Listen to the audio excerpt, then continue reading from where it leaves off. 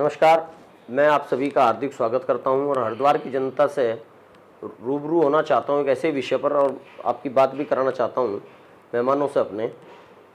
एक हफ्ते में आधा दर्जन से ज़्यादा लोगों की हत्या ही कहूँगा मैं, खनन माफियाओं ने आपाधापी में गाड़ियाँ चढ़ाकर, खनन के वाहन चढ़ाकर कर दी। और उत्तराखंड में तो मैं नहीं कह सकता, लेकिन हरिद्वार की स्थिति ऐसी है कि हर की पैड़ी पर 40 टन से लेकर 51 टन, जहां गलियों में स्कूटर नहीं जाता, कौन सा वाहन इनके पास है कि 51 टन तक हर की पैड़ी पर खनन भेज दे रहे हैं, और वो भी स्कूटी से, ई रिक्शा से। तमाम ऐसे उदाहरण है। चलिए वो तो एक अलग मैटर है, जांच का विषय है, लेकिन जग जाहिर जो बात है, एक हफ्ते में 8-9 लोगों की हत्या कर देते हैं खनन माफिया, अपने वाहनों से रगड़ कर, बेदर्दी से, बेरहमी से हत्या कर देते हैं और किसी के जनप्रतिनिधि के कानों पर जूं तक नहीं रेंगती। भावना जी, आपका स्वागत है हमारे चैनल में। धन्यवाद। मैं आपसे इसलिए बात कर रहा हूं कि आप वहां सबसे पहले पहुंची, आपने हिम्मत दिखाई, खुद खनन का कार्य करती हैं, उसके बावजूद भी खनन माफियाओं के जुल्म के खिलाफ आप वहां पहुंची, परिवारों को सांत्वना दी। क्या कहना चाहती हैं उस पूरे विषय पर? आप तो इसकी खुद जानकार हैं। देखो, मैं तो उत्तर प्रदेश में काम करती हूँ, वहाँ नंबर 1 का काम होता है सारा। नंबर 1 में कोई माफियागिरी नहीं चलती, कोई अवैध नहीं चलता, सब काम बिल्कुल बहुत बढ़िया। मैं तो उत्तर प्रदेश इतना अच्छा लगा, और यहीं है माफियागिरी बहुत ज़्यादा। आप देखिए, तमाम हरिद्वार ज़िले के अंदर पिछले 2015 से कोई पट्टे नहीं चले हैं, और तमाम क्रशर चल रहे हैं, तमाम इनके रोड भी बन रही हैं। आप खुद ही बता रहे हो, अभी ई रिक्शा में ढो रहे हैं रेत 40-40 टन, 40-40 टन। बहुत तरक्की कर ली। हाँ, बहुत तरक्की हो गई।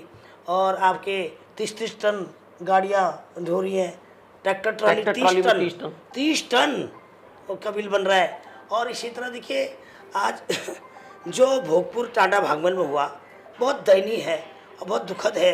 एक छोटी सी देव कन्या को इन्होंने मार डाला, और उसके पिता को भी, इकलौती लड़की थी, 20 साल में पैदा हुई थी, अकेली माँ रह गई है। इतना दुखद है वो। और इसी तरह एक छोटा सा बच्चा, और बाप बेटी और एक पड़ोसी का बच्चा, वो खुद स्कूल जा रहे थे, स्कूल का अपना स्कूल है। और मैं जब गई तो इतना बिलक के मेरी दहशत, मतलब अंदर इतना, मेरी आंखें भी भर आई और मेरे को भी अंदर से रोना आया कि भाई इतना दुखद। और उसके बाद उसी दिन शाम को देखती हूँ, 48 घंटे 24 घंटे के अंदर एक 10 टायरा था या कौन सा टायरा था, अवैध खनन ले जा रहा था। और उसके बाद जाके उसने 3 बच्चे अपने ट्रक से रगड़ दिए, जवान। एक तो 19 साल का मात्र बच्चा है, और जिसके इकलौता बच्चा, घर उजड़ गया, कोई नहीं उनका। और एक के छोटे छोटे बच्चे हैं, 2 साल, 3 साल, 2.5 साल, वीरान कर दिए बच्चे। और वो 3 बच्चे, एक 19 साल का, एक की शादी 3 साल पहले हुई है।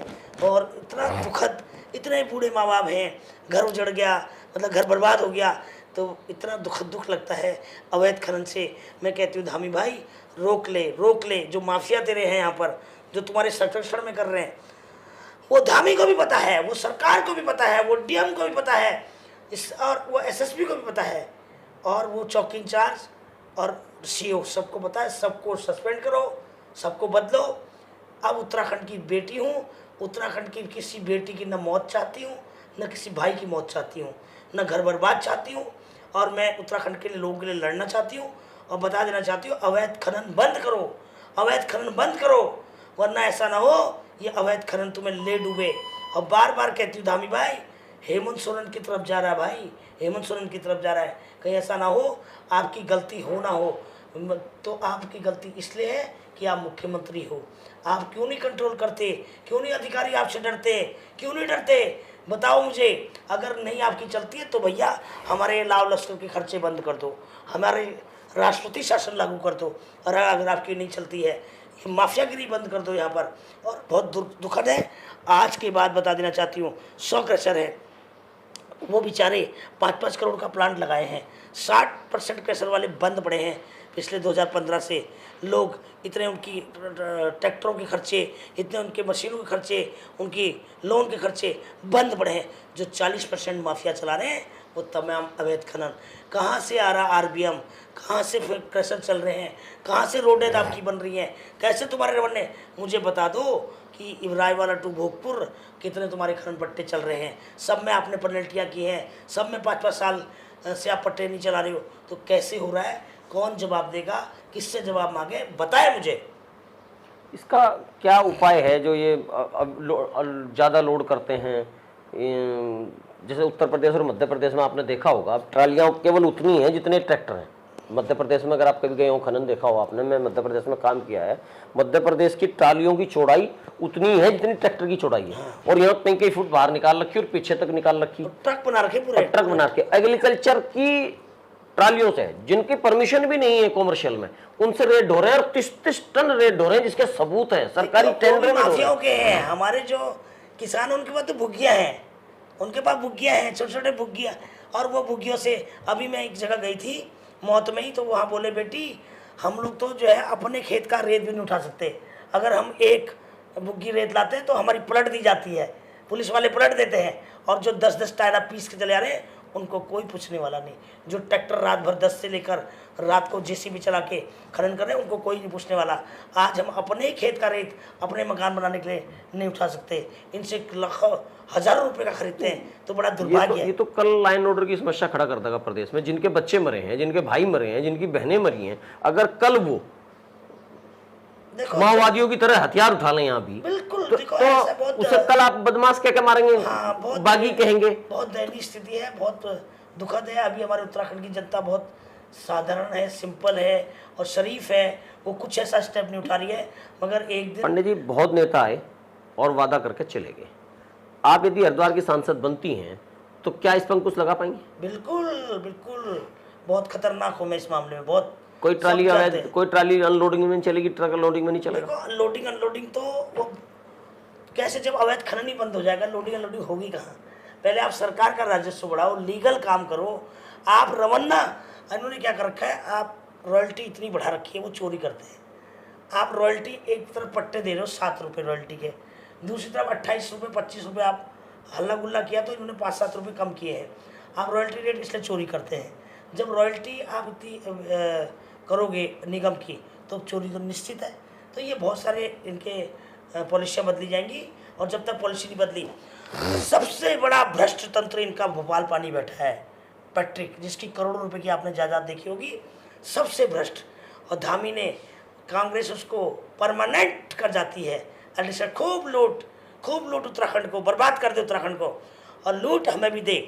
और उसके बाद धामी भाई तो उससे भी ऊपर है, वो तो उसको डायरेक्टर ही बना दिया। एक आईएएस की पोस्ट को, उसको आईएएस की पोस्ट पर उसको बिठा दिया डायरेक्टर। दुर्भाग्य है भैया, इतने अनपढ़ हो तुम लोग। अरे कम से कम कुछ तो दिमाग रखो भाई। अभी मैंने हल्ला मचाया था कि आपने सुबुद्धि एनवायरनमेंट में रखा है, तो सुबुद्धि हटा दिया इन्होंने।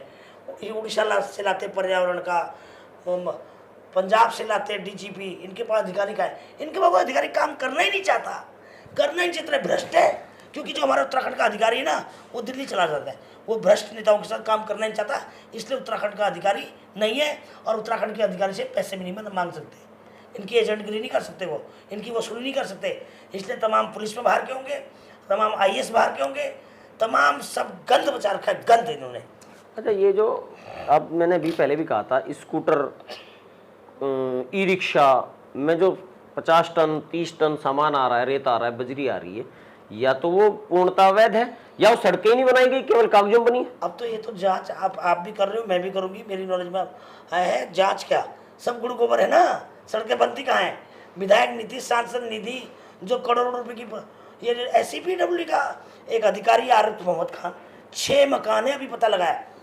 जब से उसने मेरे पोल उखाड़े, मैंने फिर उसकी जानकारी दी, तो उसका सहजदारा मकान GMS रोड में 5-6 मकान है उसके एक्शन के। और उस चीज का एक्शन था जो जिसका पुल टूटा था जो आदेश, जो एक विज्ञप्ति दी थी, इससे पहले वो थे एक्शन, इनसे पहले हाँ। उन्होंने विज्ञप्ति छपवाई थी अखबार में कि सभी नेता अपने होर्डिंग हटा लें, नहीं तो वो हटा दिए जाएंगे।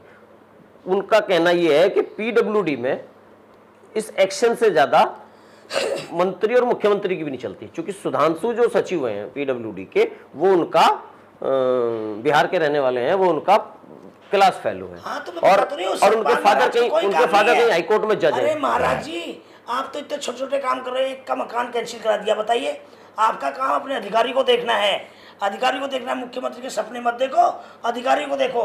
आपके PWD के कितने अधिकारी भ्रष्ट हैं, कितने भ्रष्ट हैं, और क्या काम करते हैं? एक मकान किराए वाला कैंसिल कर रहा है, बताइए, ये स्तर आपका? मुख्यमंत्री के सपने देखते हो, ये स्तर है आपका। और मैं कहना चाहती हूँ क्या कहते हैं सतपाल महाराज को, एक्शन लें, सीरियस हुए। वैसे तो आपके बड़े नियम कानून होते हैं राजा महाराजों के, आपकी डिपार्टमेंट के कोई नियम कानून नहीं है, सब बेलगाम है, कोई नहीं सुनता आपकी भी। अरे भैया ये तो बता दो सुन किसकी रहा है, न महाराज जी की सुन रहा कोई, न हर सीएम धामी की सुन रहा, तो किसकी चल रही है यहाँ पर ये तो बता दो, किसकी चल रही है, हम उसी से बात कर लेते हैं। ये सब हो रहा है, मुझे बताए सरकार, बताए कैबिनेट मंत्री, किसकी चल रही है यहाँ पर। आपने बड़ी बेबाकी से अपनी बात रखी। वैसे मैं आपको पांडे जी बधाई देना चाहूँगा, आप एक दिन हॉस्पिटल में गई थी बहादुराबाद, उस दिन के बाद बहादुराबाद हॉस्पिटल में 8 बजे स्टाफ आ रहा है, उसके लिए आप बधाई की पात्र हैं। और मैं उम्मीद करता हूँ कि आप ऐसे ही मुद्दे उठाती रहेंगी और इन पे भी लगाम लगवाने की कोशिश करें। जो स्कूटी से 50 टन ढो रहे हैं, 30 टन ढो रहे हैं, 40 टन ढो रहे हैं और असलियत में लोगों के बच्चों को रोंद रहे हैं।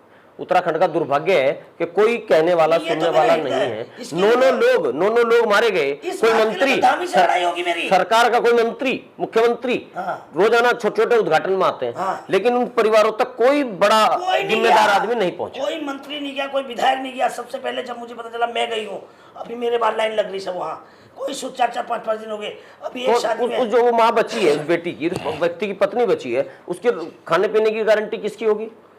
अब मैं करूंगी। तो ये इस तरह की जो समस्याएं हैं। एक बच्चा जो उसका देवर था, छोटे छोटे बच्चे हैं, जो लड़का एक्सपायर हुआ, घर का हुआ, तो मैंने मासूम से बच्चे, मैंने उसको बोला कि तू मुझसे मिल और मैं तेरे को कहीं ना कहीं फैक्ट्री में या कहीं ना कहीं आउटसोर्स में बात करूंगी, मगर लगाऊंगी उसको नौकरी पे।